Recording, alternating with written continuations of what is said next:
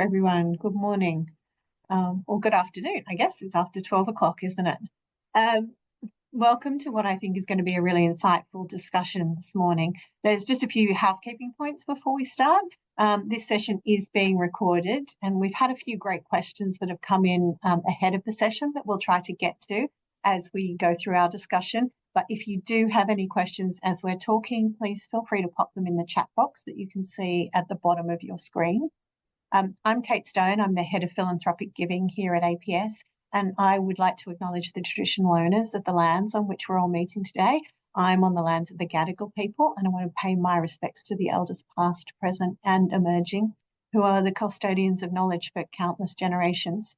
I also want to extend that acknowledgement to all First Nations people that we have on the call today and those who are connected with the lands that we're all meeting on.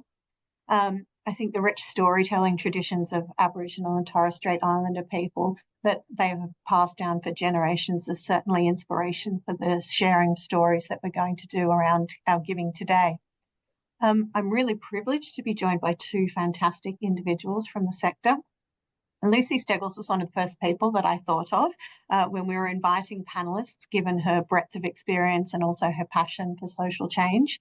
Lucy's the Executive Officer of Nexus Australia, which is part of Nexus Global, an international community of next-gen givers and social change makers. She is also the Head of Major Gifts and Philanthropy at youth mental health organisation batyr, and she's involved in her family's own philanthropic giving. Jon Stretch is an experienced businessman with international experience in the IT, energy and telecommunications sectors. Since he retired in 2019 from his executive roles, he's pursued a non-executive focus on really supporting innovative sort of early stage organisations that are focused on the transition to a lower emissions economy in Australia. In addition to a number of independent director roles, Jon is a member of the APS community as the chair of the Blueshore Charitable Trust, which focuses on supporting Australian charities in the homelessness and mental health space. So welcome, Lucy and Jon, and thank you so much for joining us today. Thanks, Kate. We're going to be discussing 7 deadly delusions. So these are common misconceptions that we see amongst funders that really can derail even the most well-intentioned giving. And as they come up on the screen, I want to acknowledge another person, my colleague Fiona Higgins, who compiled this list for us, and who's also created the follow-up resources that you're going to receive after this webinar. So the slide that you can see lists our top 7. These are not necessarily all of them. They're not necessarily in order, but they are ones that we're going to attempt to touch on each of them as we go through this webinar. So the first deadly delusion, the size of the donation is what matters most. Something that we hear a lot from our clients is, I'm not really giving at a level that's meaningful, or what is a level that's meaningful? And a lot of APS clients don't necessarily label or consider themselves as philanthropists, as often that word is associated with some of the really big or traditional foundations like Myer or Ian Potter or Fairfax Family Foundations. So I think the team at APS is very much of the opinion that it's not just the size, or not even necessarily the size of the gift, that determines its impact, and that there are a lot of other contextual factors that are important to consider. So perhaps, Lucy, could I ask you, what are some of the factors that you've seen influencing the meaningfulness or the impact of a donation? Yeah, thanks, Kate. I'd very much agree with you first that financial contributions of any size are certainly meaningful and very much appreciated by not-for-profits. Charities are facing a lot of financial pressures in 2024 and have been sort of since COVID and always. And so there's simultaneously a growing need for the services. So financial contributions are very meaningful. Not-for-profits need a diversity of funding streams. So as well as sort of the large philanthropic donations, the smaller donations, regular givers are all really valued. And charities don't want to have 10 $1 million donors. They really want that spread, including the smaller donations, and that diversity really helps with the sustainability of the organisation if donors step away. So I would just reiterate reiterate that. I would also say, I mean, I work at Batyr. Batyr is an $8 million charity. If we get a donation of $5,000, we all hear about it. So, you know, 5,000, 10,000, those donations are still really meaningful for an organization of our size. So organizations that are $1 million charity or sort of relatively grassroots are certainly going to be celebrating $1,000 donation or something, you know, along those lines. So one point I'll add there is it depends on the size of the organization. The annual revenue. So you're certainly going to have a greater impact with a smaller charity than you will with a $50 million large institutional charity. So that's certainly something to think about. And the last point I'll add is that the size of the gift should correlate with the requirements of a proposal or reporting. So if it is $1,000 or $5,000 donation, you don't want to be expecting onerous sort of proposal preparation or even onerous reporting as well. It would just be a simple, short one to two page proposal, and they should have their annual reports and all those different things as well that you can look at. Yeah. Fantastic. Thanks, Lucy. And we're going to come on to talking about measurement and evaluation, I think, a bit further down the delusion chain. Jon, in your approach to giving, how important is the quantum of the donation versus any other factors? If it's okay with you, Kate, before tackling that question, I'd just like to spend a few minutes talking about how I think about granting. So that'll give some context to the answer and, you know, probably some context to the other the questions that are upcoming. I really like to think about granting to a charity. It's like I think about investing in a business. So, you know, do I believe in the strategy and goals? And are management well equipped to achieve an outcome with the capital that I provide? So there are some principles associated with how to get comfortable with that, you know, that they can achieve the outcome. When we look at charities we grant to, we ask ourselves, is there a shared vision between management and the investor, us, and what the outcome is? You know, is it an important outcome? So do we believe it, and is it important? And we need to be able to see that fairly clearly. And as Lucy says, you should be able to get that from the information that's lying around. But the second thing is we really look for a sense that management is capable of achieving that goal. So when we start talking to a charity, we ask ourselves, are we going to be able to get enough insight about how management think and act? Because management are the experts, not us. And the only way an investor or a donor, I think, you know, can think is kind of what they call, you know, kind of noses in and fingers out. You've got to have confidence in management, because once you make the grant, it's not your money anymore, or it's not the PAF's money anymore. You know, you're empowering management to use it wisely, and you have no operational role to play. And just as with investments, you've got to recognize that you're going to get it wrong every so often, you know, and that's not a bad thing. You're just not going to get it right every time when you grant. So if I sort of come back to the question about the size of the grant, we really think about, when we found a charity that we think we can align with, is just making a small donation. You know, that buys us the right to see how management operates.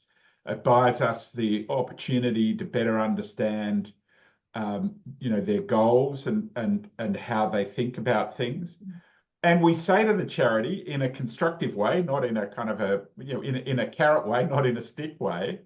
You know, a good first year will lead to a larger grant. And by a good first year, confirmation that we're comfortable with the goals and objectives of the strategy, and comfort that we think management are going to be able to execute to achieve that goal. So the kind of thing that it comes down to is we don't think of it on a grant by grant basis. You know, it's not how big the grant is. It's this is the first grant. in the start of a sort of long-term, multi-year commitment. So the size of any grant in any year is less relevant, you know. So that's kind of the way we think about it. Fantastic. So, and I think I think some of the key takeouts for particularly some of our newer funders or our funders that are grappling with what sort of size is appropriate is that combination of what's going to make an impact in the charities that you're looking to support and how big are they, and, you know, sort of what proportion of their revenue are you contributing to, and then what does that look like in terms of the way that they're operating and working and the outcomes that they're trying to achieve and how that aligns with what you're trying to achieve. We actually, sorry, go Lucy. I was just going to say, I'd add a point to that. I think my experience or what I've learned about philanthropy is if you do have capacity to give larger grants, rather than granting to 30 or 40 organisations, it is better to give a more significant grant over multiple years if you can, to a smaller number of charities. So it might be a dozen, and recognising that different directors will have different interest areas. But I think that grants will be more impactful if you can be more strategic with a smaller number of beneficiaries than a huge number, and you'll be able to have a better relationship. So it's just fantastic. Yeah, that's something. That's a question we haven't kind of got it as one of our delusions, because it's not necessarily a delusion, but it's something we get asked about a lot. Is, you know, what's the right number of charities, and should we be focusing or should we be spreading? And certainly there's different approaches, and you know, we do know that when we have clients that are focused and do that with a kind of long-term perspective, they do feel like they're having a more significant impact. Interestingly, I think I'm going to put APS on the line. Our next newsletter, we're going to have a look at some of the smaller grants that you can make, and some of the things that you can achieve even at a kind of micro granting level within, you know, across a whole range of different sectors, just to help spark some ideas and get people to understand, you know, the level of impact they can have at different levels of investment, which will hopefully be really interesting. Now we're going to have to make sure we send that newsletter out next in a couple of weeks. We might move on to the second delusion, if that's all right, which is it's hubris to talk about my giving. And, you know, APS, we work with almost 1,000, which is pretty exciting, 1,000 givers now, but we see a sort of strong undercurrent amongst quite a proportion that it's not a good idea to be open about their giving. I think often there's a concern that you'll be seen as big noting yourself, or maybe a little bit tone deaf to people in your networks or your communities who aren't necessarily in the position to become structured givers. When we go to philanthropy, you know, industry events, there's almost always a call to action to ask givers and to ask philanthropists to consider being more public about their giving as an act of leadership, or to encourage more giving. So I'd just be interested, Lucy, you know, what do you think about this, and what are the benefits of funders actually being more open in their giving? Yes, I would absolutely agree. I think culturally in Australia, we don't have a great culture around talking about our giving. There's the tall poppy syndrome, and I think, yes, it can be seen to be boastful. Traditionally, that's kind of where I've seen a lot of philanthropists to kind of think about their philanthropy. Why I think it's really important that we do speak more about our philanthropy and our charitable work. As a nation, Australia doesn't rank well internationally and compared to other Western countries in our giving. We're one of the wealthiest nations on average. So I think we're the fourth globally in terms of average wealth. And yet donations by Australians don't rank well compared to other countries. So it's 0.8% of our GDP is given in charitable donations. New Zealand is 1.8% of GDP. The US is 2%, and even the UK is beating us at 1%. So, and with sort of high net worth people, those with a salary of over $1 million, only 53% are giving a charitable donation each year, as opposed to the US. And we don't want to talk about the US too much at the moment, but the US, who give 90% of individuals are giving a charitable donation if they've got over $1 million. So, and yet we in Australia, about over 3.3 million people are living in poverty and are growing, and there's growing inequality, and people relying on basic services from charitable organisations. So there's a growing need, but we're not sort of keeping up. So we do need cultural change around the culture of philanthropy in Australia, and I would encourage that stories are really the most powerful way to shift that culture in Australia. Stories lead to changes in attitudes, changes in behaviours, more empathy. If people can talk about the joy of their charitable giving, it can really create change in bringing others on the journey. And I would say that if there is a charity that you're really passionate about, the story doesn't need to be about you. It can be about the incredible work that that charity's doing and why you find it so impactful. And you putting your name out there to help champion it will raise the brand and profile of that charity. And one example that we're seeing at the moment in the charitable space is around the She Gives campaign. And She Gives campaign, that you might have seen some things on LinkedIn, is really trying to raise the profile of female philanthropists, because there's a lot of stories in the media about male philanthropists, but less so about females. So that's a really great initiative to sort of grow these stories around giving and change culture. Fantastic, thank you. Yeah, and I think we've had a few of the APS clients and community participate in that campaign, which is brilliant. So if anybody else would like to, obviously you can get in touch with us and we can put you in touch with the She Gives team. Fantastic, thank you. Jon, how has your preparedness to be more open about your philanthropy changed over time? Yeah, I mean, it's funny you say it. I mean, I've had experiences where, people have shot me down for boasting or said, what you've said is really inspirational. And what I actually concluded, that it's really the other party and their values that determine how the information is being perceived.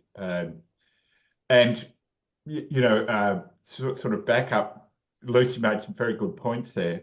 I started working for a US business, like a very domestic US business, and I was really shocked and frankly uncomfortable by the expectations of executives, and very public expectations of executives to giving, because it was so different to what I had experienced in Australia, and I kind of got my back up a little bit over that. But as Lucy said, you look at the numbers and see how far Australia is behind in terms of charitable giving, and you realise there's a cultural gap. And so you then kind of also say to yourself, the best way to impact that cultural gap is to find ways to talk about it and to try and kind of normalise it. So that's a kind of a little personal approach. And there's a couple of ways, as Lucy said. One, talking about the charities we give to, because but by definition, we kind of find out a lot of stuff about the charity and the environment that we're working with, and to be able to talk about it with sort of local, people locally in the area is quite meaningful, and you get a lot of, I've learned something that's kind of new. But the best reaction I get when I talk to sort of peers or colleagues or mates or whatever, is I talk about how the PAF gives the family a platform to discuss social issues and take some action. So, and nobody sits there and goes, why would you ever want to engage your family on social issues? Mostly people go, so it's not a discussion about giving, it's a discussion about engaging. And then, you talk about, as a byproduct, being with the family, being on the board of the PAF, they're also talking about, kind of fiduciary responsibility, how a board actually operates. And if you're a 30-year-old something, you have no idea how boards operate. You have no idea about fiduciary duty. You have no idea about, all of that governance that goes on. And they also don't have a lot of experience in financial management and investing. So, you know, when I tell the story about what the PAF does, it's about the family. It's not just about giving, but it's about the discussion about social issues. But it's also about, you know, taking the kids on a journey around financial management and around governance that I think will be valuable for them. And that's a way I've found I can have the barbecue conversation without feeling like a prat, you know. Fantastic. I love that approach as a way to open the conversation up, because as you say, everybody is sort of interested in, you know, then how they can engage families and children in social issues and ways to do it appropriately and, you know, in a way that will engage. So that's a brilliant way. I know we've got quite a few clients in the APS community who will talk about their giving. And one of our clients, and they've kindly sort of shared their story. It's on our website. But has talked about the reticence and the awkwardness around wanting to be more vocal about their giving, and fear, as you say, of the backlash. But has actually now found that once they overcame that, they feel like they're actually giving back more to the charity than they necessarily do just with their financial contribution, because they're opening up networks and doors for their particular charities that they support in ways that they weren't necessarily doing before. Which is another way to, you know, kind of contribute to the impact that you're having through your giving. Which is fabulous. Thank you. Let's move on to number 3. And our deadly delusion number 3 is that if the charity's communication is poor, I'm out the door. It's a Good Friday little rhyme for you, isn't it? I think sometimes funders can be surprised or disappointed by a lack of communication from charities they supported. So, you know, we sometimes hear things like, I gave them a donation, I had nothing back. And whilst it's true that, you know, on occasion charities can drop the ball in terms of communication, I think APS has seen some really, really simple techniques that some of our funders use to prevent that kind of communication breakdown. So it usually starts with very simple open expectations about what actually you are looking for in terms of communication back from a charity, and always really being mindful of the charity's resources, particularly for small charities who aren't necessarily going to have large teams of people dedicated to donor management or to communication. And also, I think being really clear on both sides about what good communication looks like over the, you know, not just initially, but over the course of a partnership. So, Lucy, have you seen charities actually feed into this delusion? What's your experience been? Yes, I've seen.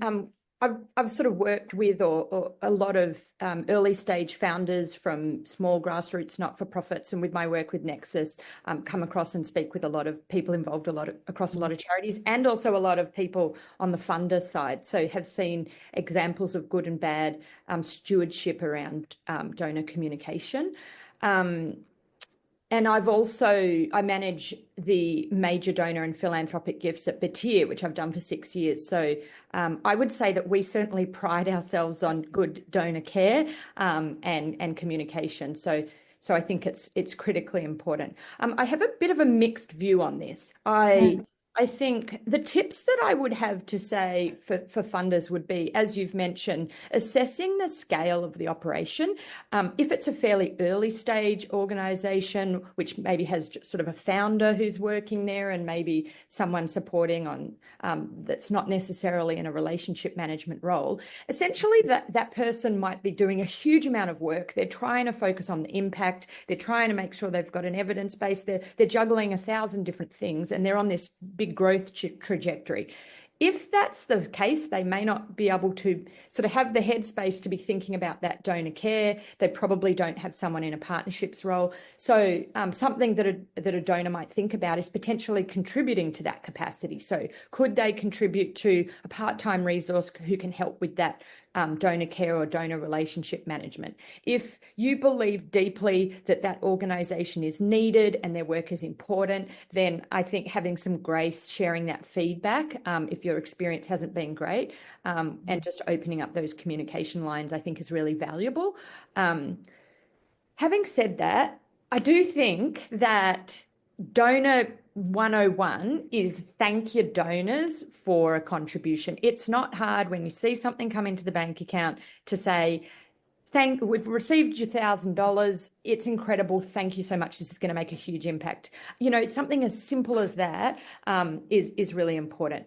And I think that if that's not happening, and if you have given the feedback, or if they are a larger organization that should have the resources to be able to thank you and provide a feedback report at the end of the 12-month period or 6-month period or what it be, then I think it's reasonable to move on. And I think that it would be reasonable to give that feedback on your way out the door, and ideally to someone that's in senior management that you haven't had a good experience and you haven't been thanked. I think sometimes charities might need to learn the hard way. So that's a bit of a split response. But from my perspective, that donor care is really important. The last point I'd add is that the size of the gift will determine the amount of engagement that you're getting. Again, looking at the size of the charity's budget, you know, smaller organisations, a $5,000 or a $1,000 donation is going to be meaningful, and you should expect to receive a personalised response. At batyr, anything that's over $5,000 comes to the relationship team, and there are personalised relationship management sort of structures in place. But even under that, $1,000, we've got some automated systems in place that ensure that people get thanked and acknowledged. So, yeah. Fantastic. Thanks, Lucy. Jon, does your giving approach, and you spoke to us about your giving approach when we started our conversation, and thank you for sharing that. Do you feel like that kind of inoculates you as a funder from communication breakdown with charities that you support? Look, I don't think it inoculates us, but it certainly sets an expectation at the start of the process that you can assess, you know, 12 months down the track, look back at and say, well, is it going okay or is it not? So, yeah, if I give you an example, you know, we thought we'd found a strategy where we had a charity where we had a shared vision and goals. We made a, you know, smallish but meaningful donation in year one and let them know we were keen to understand how management operates, and if we get comfortable with management, we'd make a large grant. And we got to the end of the first year and we hadn't got the insights that we were looking for. So, you know, ultimately we moved on. You know, we found somewhere where we were more comfortable giving. But importantly, the fact that we moved on kind of wasn't a surprise to anyone. Now, it rarely happens. I mean, I'm surprised at, you know, given an opportunity to share, how keen charities are to share. And you're absolutely right, Lucy. The bigger the number, the more they're keen. But, you know, there's one charity that we work with that I absolutely love, and every 6 months I ask for half an hour. And I've kind of broken through the relationship management people. They just send me straight to the operations people who just walk me through, you know, what happened in the last 6 months, what was working, what wasn't, what were their insights, where do they need to focus going forwards. And I just feel like with just a very small time, like I'm on the journey with them. And so the kind of, and, you know, they get more money as a result. So, you know, it's both a kind of a negative and a positive outcome I wanted to share. Yeah, no, that's fantastic. And interesting that for you, and we'll talk, you know, we'll get on to kind of measurement and evaluation, but interesting that it's not sort of detailed transactional reports about where the money's going and what it's doing, but it's actually talking to the team there about what's working and what's not and how things are going, that is really engaging you. Well, look, like I said, to me, it's about management's ability to achieve, you know, to take your capital and achieve a goal. It's not about kind of the numbers that come out, but a sense that, you know, you put money in and it'll be used well. Fantastic. We had a question, I'm just going to throw this in, from one of our attendees ahead of the webinar. And I might just read it out if that's all right, because it kind of links in with this question around communication. I'm interested to know how to donate meaningfully and open lines of communication with some donees who seem to be shy about requesting help, even though they're aware I'm interested. Have we got any advice for this particular funder? So they're struggling to kind of get the charities to come to them and communicate, even though they feel like they've let the charities know that they're interested in giving. Oh, I mean, it's just, I'm quite sort of harsh on this. Go and find somebody who does fit what you're looking for. Because it's all about fit. And when you're on the outside looking in, you've always got cup half full. But when you're not getting the response you're looking for to be able to make judgments, then there'll be someone that does. Go find them. Yeah, I'd agree. If the charity's not jumping at the opportunity to take your support, they obviously don't need it. Or it's not a priority for the people.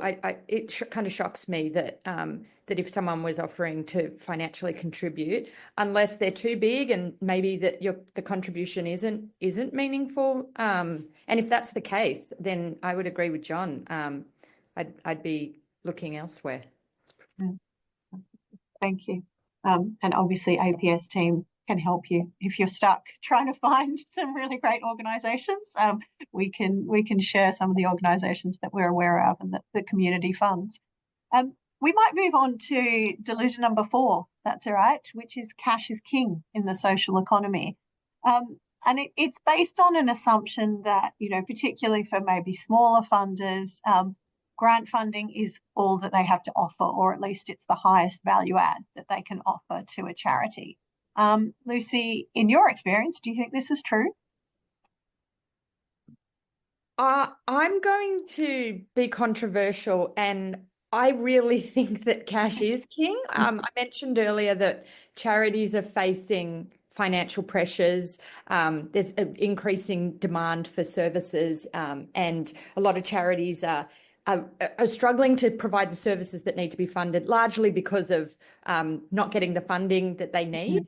So I'm going to say that, yes, I do think cash is king. And particularly, I work in the mental health space, and we know that mental health isn't getting the funding, and particularly at the prevention early intervention end, the funding just isn't there commensurate to the scope of the problem and the health issue on society. But to your point, Kate, I certainly do think that there are other really valuable ways that donors and funders or community members can have really meaningful impact as well. And things like referrals of within their network, promoting their support of that organisation through their network on LinkedIn and social things, getting behind fundraising campaigns as well, and leveraging their network to get behind campaigns. Charities have advisory councils and committees and boards. So if you've got a particular skill set or a network, certainly offering your support for those advisory councils, skilled volunteers, pro bono support in areas of law and accounting and those sort of professional service areas. And then the last 2 points I'd add, things like venues. If you work in a corporate that has a really fantastic entertaining space or a boardroom, that can be really valuable for charities. And I know that we often need a venue for a donor event or for a board meeting, and having our corporate partners offer those spaces is really valuable. And even things like donating fundraising auction items. We've just had our Blue Tie Ball, and if you have a holiday home or a boat or something like that, you can get thousands of dollars for those sorts of things at auction items. So yeah, just thinking more laterally about the different ways of supporting is really, really valuable as well. But I say That's right, you're allowed to say that. That's why we're having the discussion. And Jon, what about you? Where do you sit on the cash is king delusion or not delusion? And how are you supporting charities? Yeah, I agree with Lucy. I think cash is king. And cash is the only way we think about donating. I will go often after we make the cash donation and offer to help. But whether that's contacts or communication or advocacy or any specific skill I might bring to the table, but it's offered as kind of icing on the cake. And I'm sort of pragmatic. That only works if there's a real need that management of the charity have. So it's got to be a real need, and I'm the best fit to meet that need. And if neither of those are true, then I'm just driving inefficiency into their business. Making the demand. They're being compromised in effect. So, and we don't want that to happen. So, I do believe cash is king. It's probably the wrong term. Maybe cash is undoubtedly required, and any kind is a maybe, and probably is a distraction. But if it's not, 2 thumbs up. Fantastic, Vicky. There's a lot of love hearts and thumbs up floating across the screen as you say that. I think the point that you both make is that if there are additional things that we're offering, it is A, on top of the cash, and B, it is not just aligned to the charity's needs, but driven by the charity, as opposed to driven by you as a funder and what you feel like you might like to contribute.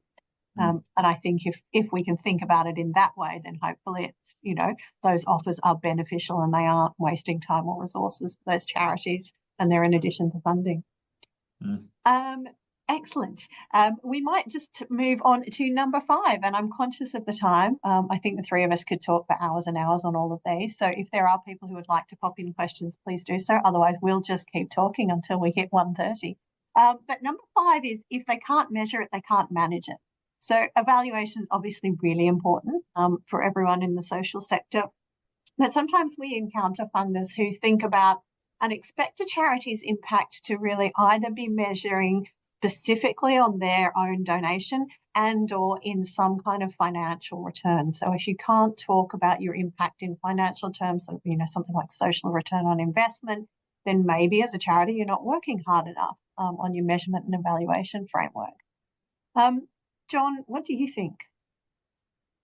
Well, first of all, I think it's really important to measure everything, but not just financial. If I think of businesses that I have run, large and small, maybe 20% of the way we think about our annual achievement is based on pure financial measures. There's probably another 20% that are on achieving operational outcomes.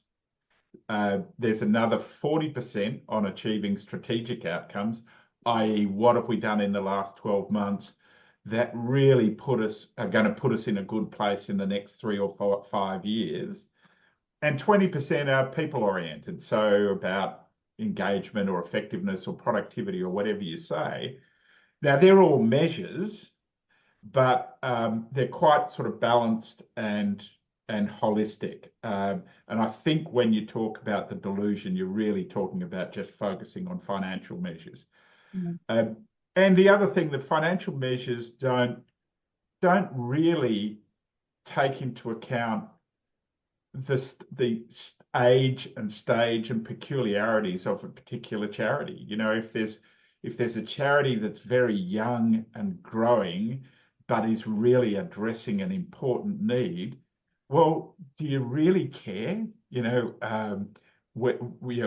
How they're doing from a sort of a last 12 months financials on how they're making a contribution. So, I think measures are important, but they've got to be balanced around the outcomes, and not ignoring, but much less so focused on sort of financials. Yeah. And Lucy, you're nodding. Yes. What's your experience? Yeah, I would say it's definitely that would be quite worrying to know that a lot of funders are sort of judging the effectiveness on a charity simply on financial outcomes. A lot of very effective charities are achieving outcomes that are not necessarily measured in financial terms. And it can be quite expensive to do sort of those economic analyses of social return on investment. Batyr's actually doing one now, but we're 12 years into our journey and it's very expensive. And we've fortunately got a philanthropic supporter to support us on a longitudinal impact study, which will involve a financial SROI, but it's expensive and it's not really common for certainly in the mental health space.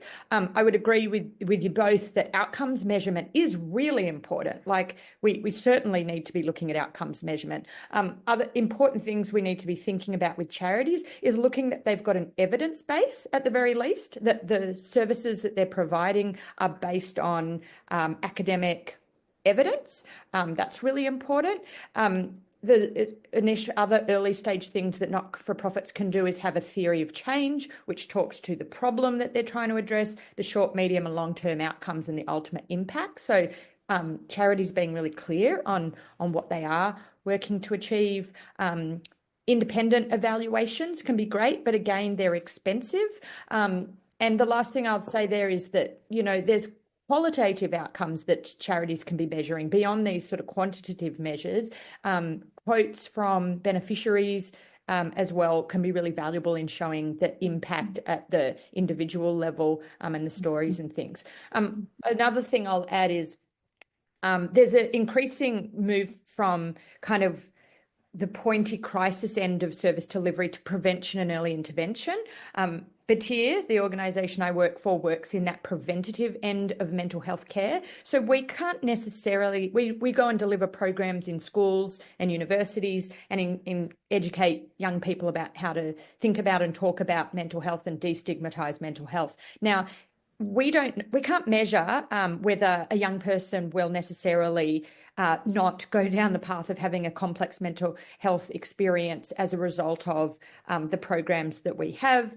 And so the things that we're measuring are changes in attitudes, changes in behaviours, changes in help-seeking behaviours early to really prevent those more complex issues from occurring. So I think, we've just got to be open-minded about what it looks like for prevention and early intervention, which is really important.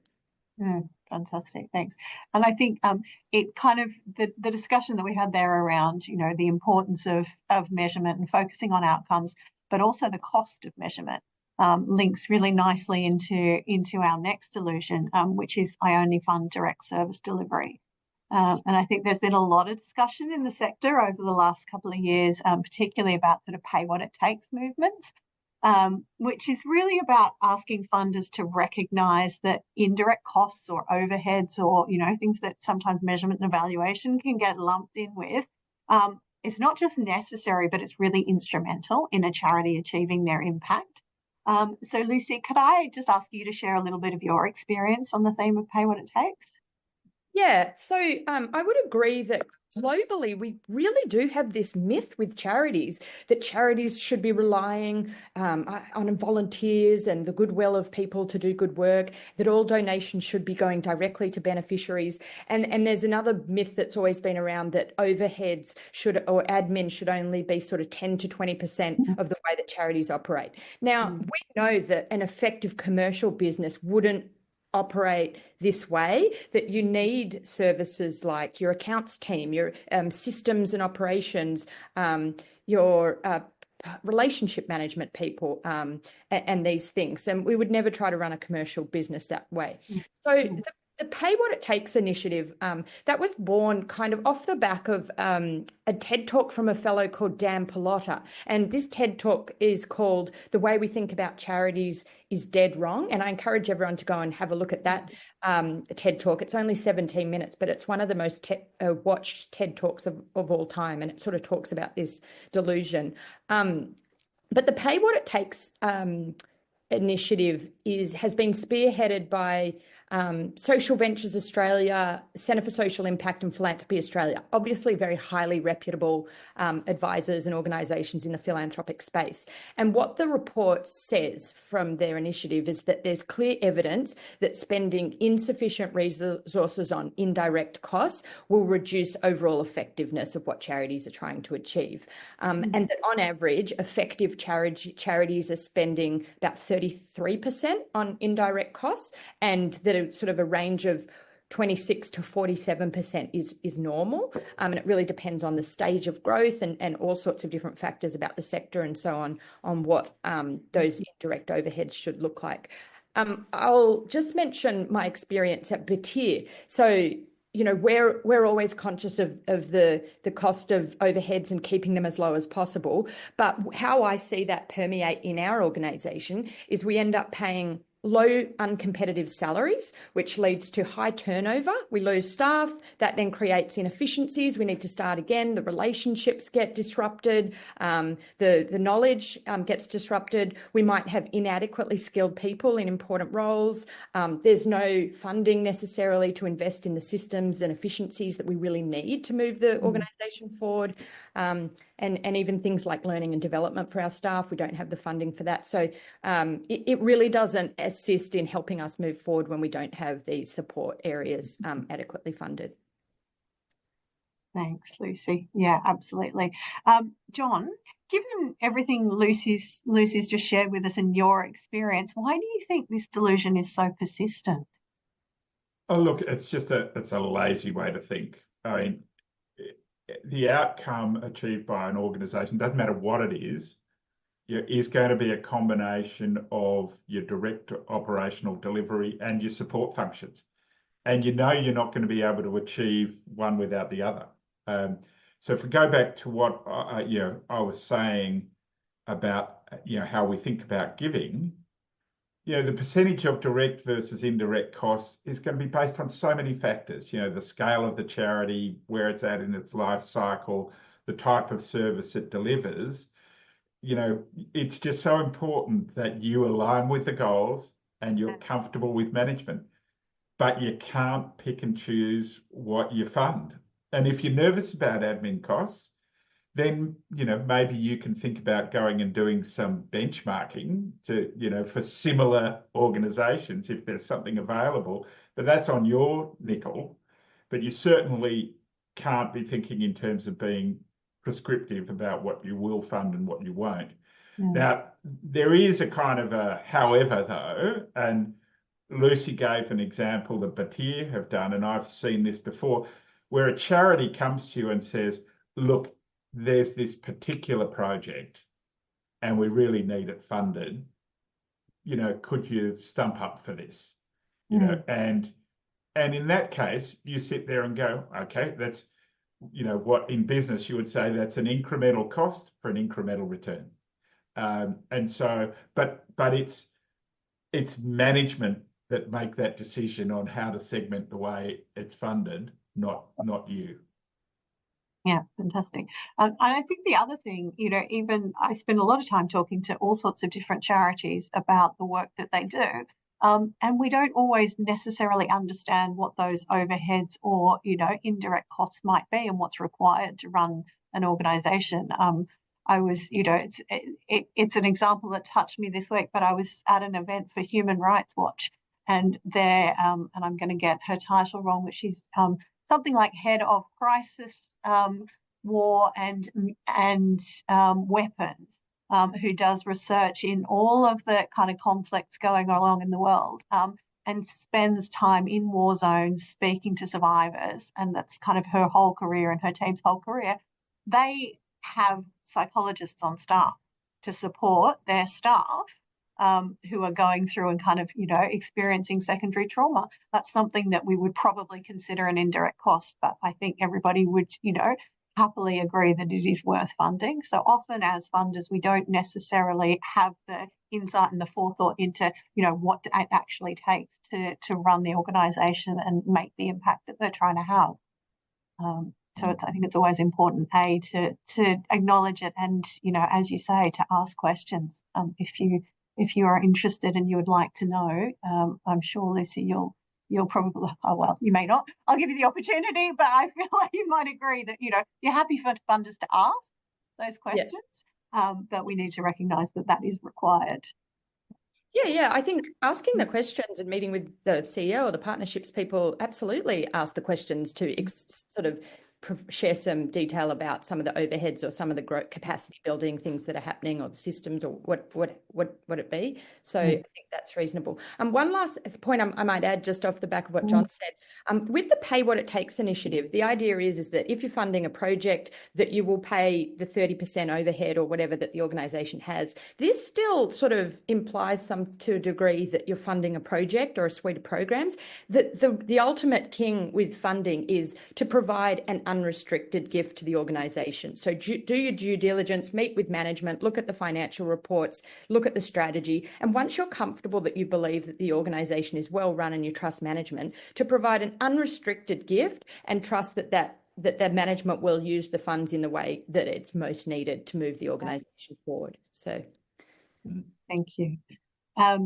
Right, we have one delusion left, and so we might try and squeeze it in. And obviously, if anybody has questions, please do throw them in the chat as we're discussing this last delusion, and we will address them.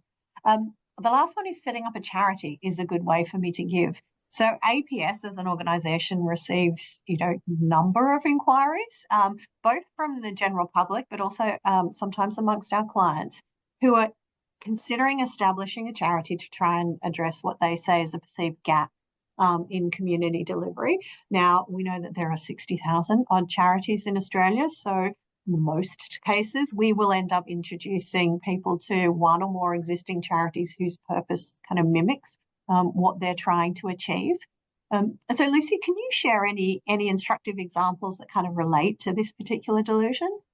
Yeah, I would absolutely agree that starting a charity isn't always going to lead to the greatest outcomes for the sector. There's considerable investment required. There's lots of regulation involved in setting up a charity, fundraising, all sorts of things. So something that I'm on the board of a charity that I think is a good example. It's called the Environmental Music Prize. Now, they haven't set up as a charity.